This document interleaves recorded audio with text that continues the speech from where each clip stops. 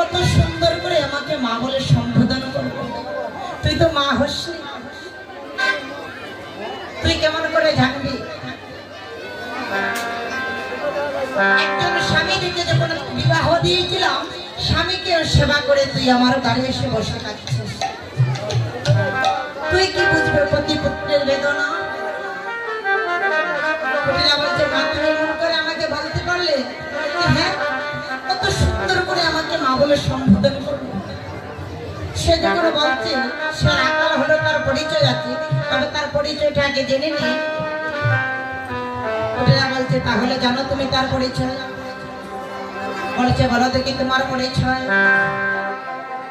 সবাই ডেকে ডেকে বলছে মা হই মা হই মা হই মা হই